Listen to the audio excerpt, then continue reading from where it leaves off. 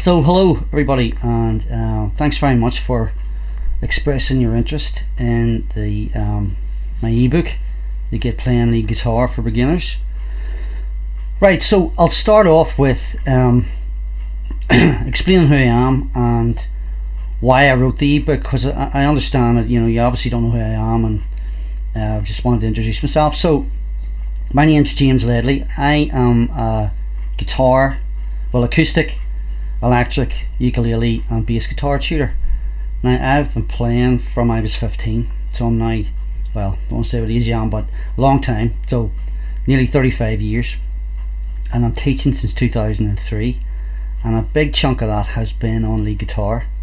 I put students through their grades on both the RGT, I'm not sure if you know what that is, it's a Registry of Guitar Tutors, and they do exams all around the world, and Rock School, I'm sure you've probably heard of them.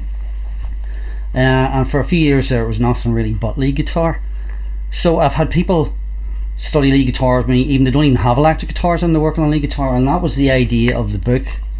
So this is the book here, Get Playing Lead Guitar. So the reason I wrote the book basically was because I probably, maybe a bit like yourself, was a bit frustrated. Even as a teacher, I find it quite hard to get good resources, and there wasn't really a book that I could use with my students that had the things in it I wanted, that I felt would work and was similar to the way I play in my sort of style of playing. So I sort of thought, well, you know what, I'm just going to write a book. Now I use this in lessons all the time, and students have bought this book, and we've used riffs out of it and scales and all sorts of things.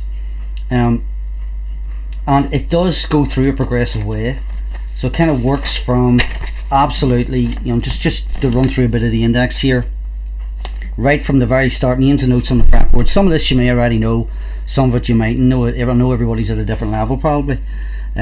What is lead guitar? It's a brief sort of explanation of that. Buying your first electric guitar, always a big difficult decision. There's so much choice on the market these days. Do you want an SG or a Les Paul or a Strat or something in between? Everybody usually has a preference there. So there's a bit of an explanation about that, and then it gets into understanding guitar tabs, how to tune up. I even have a bit in there about transcribing songs, which is, I call it a lost art, because nobody really does it anymore. We actually play it by ear and work things out by ear, and it's a really good thing to try and get into doing. Then I've got a whole explanation of which fingers to use, which is another really important thing. When you start getting into your scales, you need to know what fingers to use, and maybe even the pick direction. So it is all marked on everything.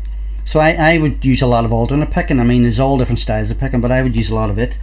And then it gets into the techniques used in the book. So there's hammer-ons, pull-offs, slides, bends and vibrato. So because it was a beginner's book, I couldn't obviously get into tapping and all that stuff, because that kind of comes later naturally. But even with those 5 techniques, that's the basis of soloing as far as I'm concerned, and that's what I used mostly in lessons. Obviously then you can get into double string bends, and it goes on and on, but the book has what I feel is really important, is the reusable riffs that you can then move about. And I also started off kind of in a sequence, going through 1 octave scales, open string scales, which people sometimes very often ignore, and they straight away they go and start on a pentatonic minor, which is great, and it's one of the most widely used scales and pretty good and easy to get used to. But you do need your major scales and your natural minors and all that stuff. If you think of the riffs, Back in Black for example, is straight out of a G pentatonic major or E pentatonic minor, depending on what way you look at it and what note you start on. And then straight away, just on like page 23, let's start playing A natural minor, G pentatonic major and C major scale, and I have a 1 octave riff. So I get into riffs pretty early on and try and make the riffs that they're movable. So any of the fretted riffs in this book you can play in any key. So the book covers the keys of A, B, C, D, G and E, and I eventually get on to 3 octave scales. So you're covering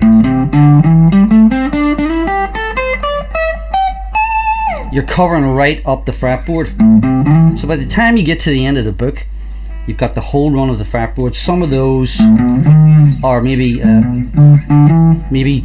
3 note per string scales, which I find are really good for if you're kind of moving quickly. You know, if you wanted to get quickly from the bottom area of the fretboard to the top, or the other way down. So there's audio tracks the whole way through this. For everything in it, there's an audio track, which I think audio is essential. And this is why I'm doing this video, because it's no good in somebody explaining to you. You need to hear what's going on and what's involved in it. There's quite a lot of blues scales in it.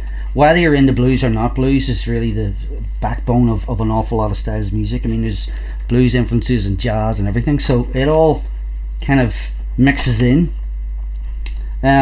So just randomly kind of picking a scale out of the book here, and then a riff from it, if I can get this book to sit. So something like so we're kind of getting a wee riff happening there, where you've got like a really easy. So you've got a 1 octave E blues scale. So what I'm doing is just kind of taking a slide, one of the techniques, and putting that in. Of course, that pretty much, if with the exception of the open string there, that would be movable. So when you get some of these riffs going, I'll just play one of the movable ones, because they are so important, I find. Let me see if we get into. Okay, so here's a minor pentatonic riff. Right. So you've kind of got scale shapes going 5, 8. It's not going to sit here, it's not. 5, 8, 5, 7, 5, 7, 5, 7, 5, 8, 5. And if you want the extra C note there, you got a C on the 8th fret. So this riff is based from the center of the scale. So in the book, I've got the pick direction, the downs and ups, and which fingers to use. So there's a diagram in the book. Obviously we're not using the thumb, but your index finger, middle finger, ring finger, and occasionally the wee finger. It's mostly all these 3.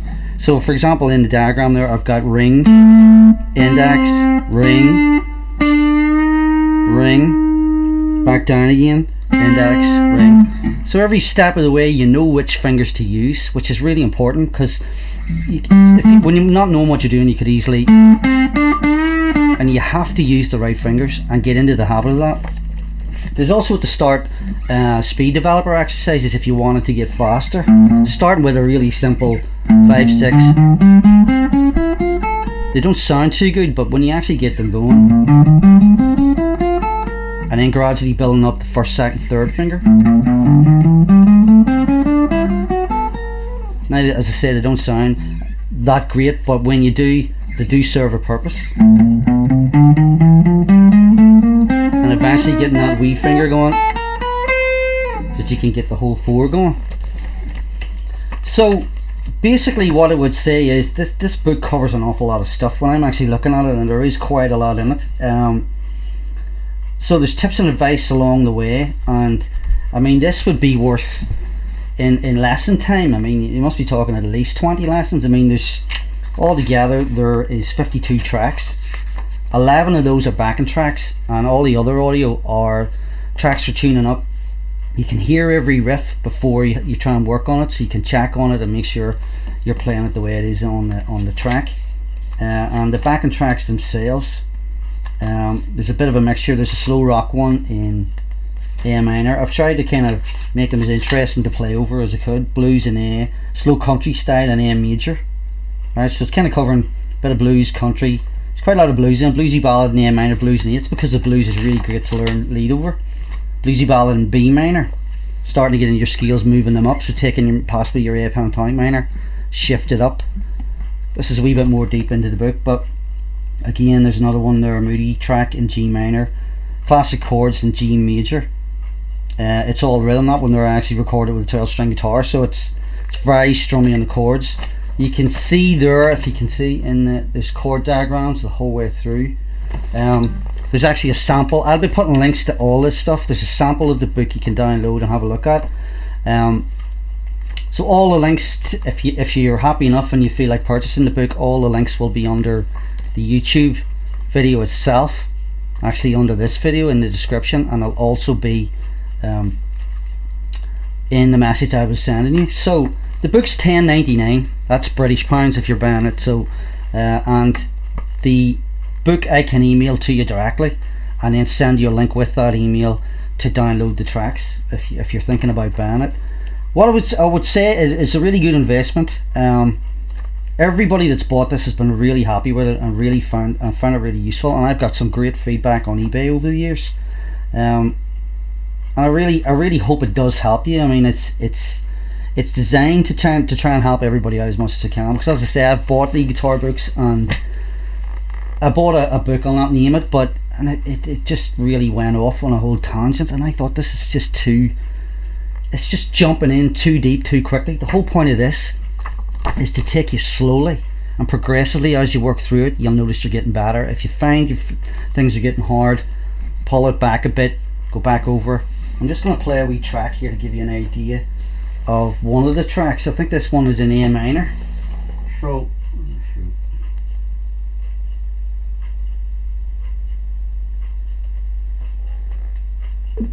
sorry, 2 seconds, just put this on here.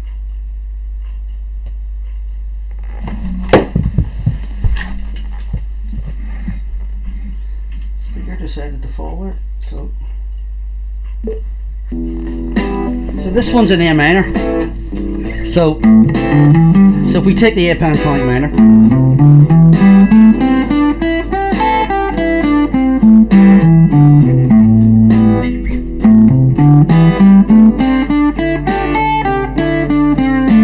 so I'm just playing the scale straight. I'm not thinking about any riffs, but bringing in that riff from earlier.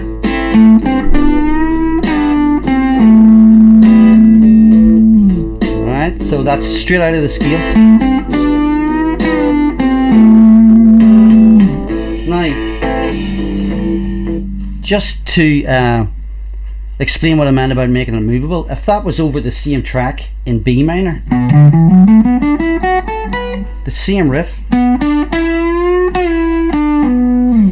right? So I like to have movable riffs when I teach in lessons and use the book among other things. I always teach the students movable riffs, and I also teach them about targeting notes. Now, I didn't want to get in too deep in this book about targeting notes because it would be considered, I suppose, a bit more advanced, but it is something that we could discuss down the line. What I would suggest everybody to do, if you're happy enough, is to, if you do purchase the book or otherwise, is to join the Facebook groups. And I also have a free, and it's 100% free, lead guitar course for beginners as well. I put the links to this all in the description. That's basically tabs and everything you need with it. There's a backing track, and the idea is there's 2 mini solos up here. Kind of using one of the patterns from the book, but just taking one bit of it, and 2 separate solos, and then by the end of the course you put the 2 solos together and you play them over the backing track. Quite a lot of people have signed up for that and have really enjoyed it. So all the links to all this. So I didn't want, the thing is too about that, a lot of people are afraid to use their email address. I totally understand that, because you don't want it to be spam, but it's a genuine course. I'm a genuine teacher, as you can see, and the Facebook groups have been pretty popular. And the thing I'm thinking about that, I'm trying to build a sort of a lead guitar and an acoustic guitar sort of community, so then everybody can join the group, and I'd be putting content up all the time, and maybe possibly even sending emails through and all kinds of things constantly every week. Just tips and advice, doing focus on different guitars, and it's all lead guitar orientated. So really, buying the book, if you're really interested, buying the book's only the start, really. I will be developing a full-blown course, hopefully in a few months. It's in planning at the minute, so there's a lot going on. So I hope this has given you an insight into the book itself, and as I say, if you think it's what you want to do and you think it's going to be useful, all the details will be in the description and in the Facebook messages. And I hope you do purchase it, and I hope you enjoy it, and I hope you join the group as well, and I'll see you down the line pretty soon, hopefully. So all the best in the meantime.